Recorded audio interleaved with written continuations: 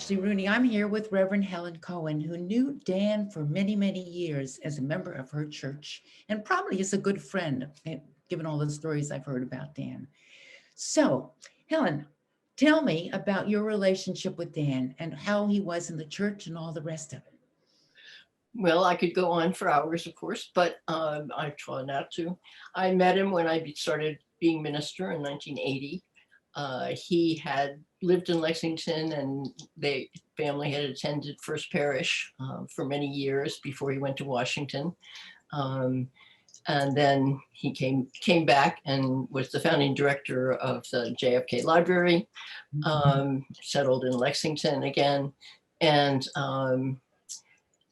so he was here, but he was at this point, he'd become mainly a teacher for various political schools. Anyway, what I found out about him the first thing I found out about him was his moral clarity. He was one of the most absolutely clearly moral, direct, honest person I've ever met. And he was a great guide for me as I was starting out as a minister, trying to find my way. And our first contact was a little bit a corrective for me, but that was very useful. Can you tell us about it? I'd rather not, but because it involved some other people. But it was just an understanding about how institutions work that I needed to get, and that was our first exchange. But very quickly, it was clear that he was a true mentor in the sense of knowing what was important and what kind of guidance he could give with it, and completely respecting me at the same time and helping me grow into the job I had just started. And, having had 5 Unitarian ministers in his heritage, he clearly understood church life, and was able to help me understand how the congregation works and lots of other things. But he was a great mentor. So that was the beginning. He was still very active in the church at that point, attending services regularly. And he gave a sermon, say, once a year, and he would always work hard on those sermons. I would see a couple of them in process, and it was not a game for him. It was or a throwaway. Each sermon that he gave, he really cared about what he was saying. He researched it, he thought about it, and then he wrote and delivered beautiful sermons. You remember the subjects?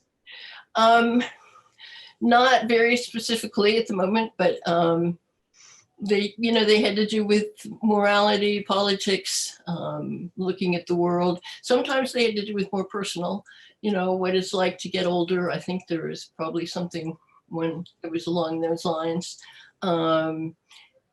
They did cover a range of human living and understanding and what we do and don't understand as we go along. Right. Now, I understand he used to read the Dickens Christmas Carol? Yes, starting maybe 20 years ago. He'd read the Dickens Christmas Carol to his family from the beginning of time. But I think it was probably about 20, 25 years ago, he started reading it by the fireside in Parker Hall in the basement of First Parish, and the fire would be going, and there would be cider and donuts, and he would read, and I can hear his voice echoing in my mind some of the phrases from Dickens that are so wonderful. He just loved that story.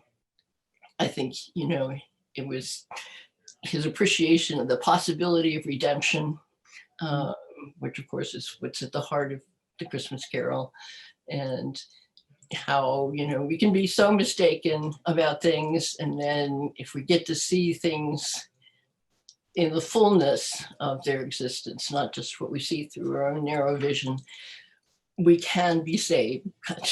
In, you know, in the human sense, we can become good people. And he loved that story. Dickens' humor and his humor, Dan had a great sense of humor. He could bring out the humor in the Dickens, and he entertained children and adults alike doing that. So it was a lot of fun. Yeah, I gathered that people, not necessarily your parishioners, would come to see that and hear it. Absolutely. Yeah, we did. We tried to get it out to the public so that some people could come if they wanted to. And it spread. Yes.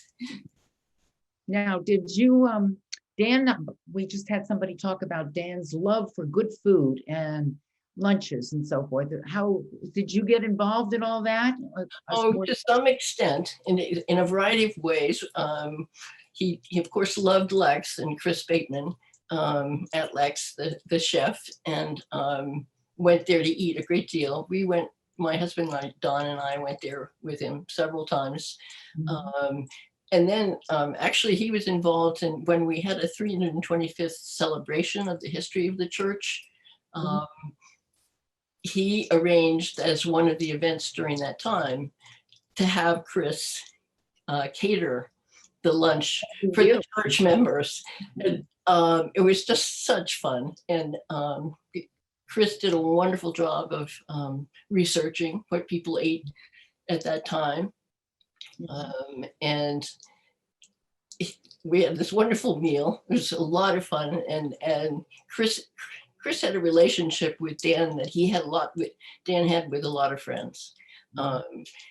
It just deeply affectionate, but teasing. I mean, and I don't know whether you've heard about this from anybody, but he could be a real tease. And it was amazing. And some very long-term relationships were like that. And his and Chris's, they could just bounce off each other, for 10 minutes at a time. But that whole event, Dan was very important in helping us do the whole 325th celebration, including getting 2 actors to come and do a Washington-Madison debate about issues of the colonial fathers, which was fascinating. So he was on that committee and did a whole lot of work for it and creative ideas, and his love of history, of the church, of the town, all of that came out in what he did. That sounds wonderful. You must have enjoyed having him as a member of your church. I mean, I can't even tell you how much. He's an extraordinary man, because it was the mixture of that moral sense, the sense of right and wrong, with his humanity, his warmth, his respect for people. I often thought of him as being like Erasmus, who was an important European scholar in the 16th century, who criticized the Catholic Church for its abuses. But when Luther wanted to split off from the church, wasn't willing to split off from the church because he cared about the institution. And Dan was always able to see a range of views and listen to people on different sides and be, really clear about who he was and what he thought was right, but also be open to other people. And of course, as it turned out, Erasmus got into a lot of trouble for not going with either side.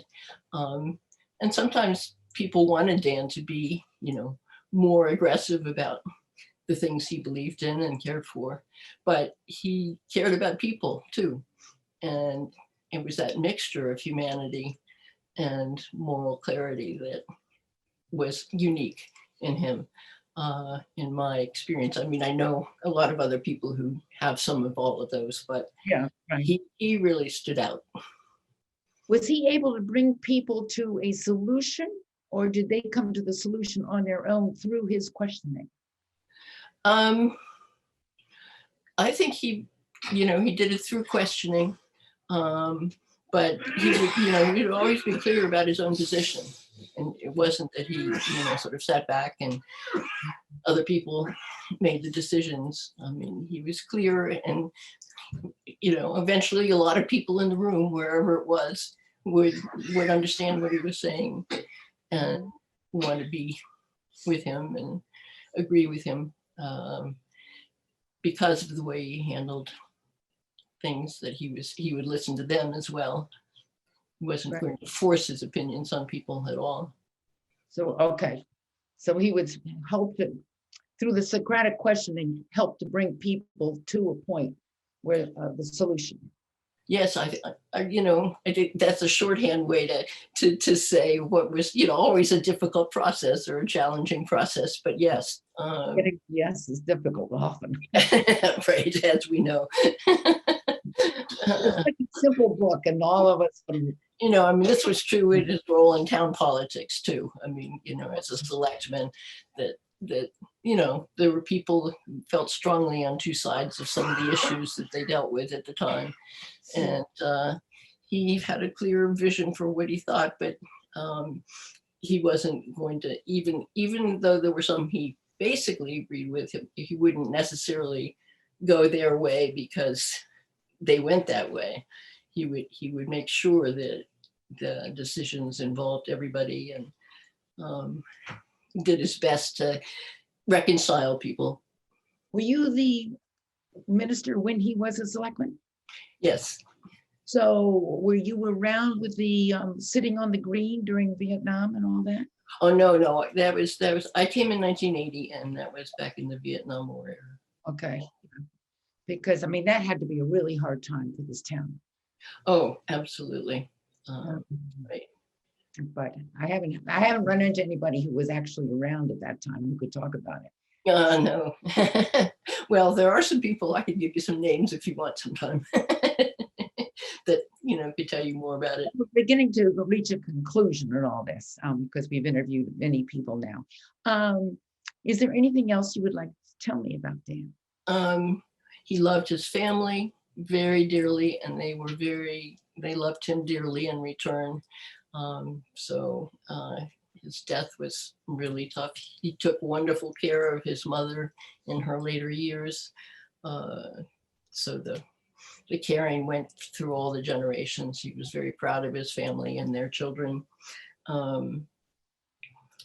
He just, let's see, I wrote down a few things.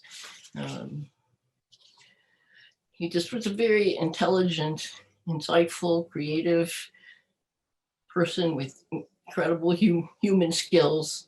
And, the job he did founding the JFK Library was really wonderful. And he would love to take people on tours there, which would give him a chance to talk about John Kennedy and about the experiences he had in Washington, and all the different values that he thought were tied up in Kennedy's presidency.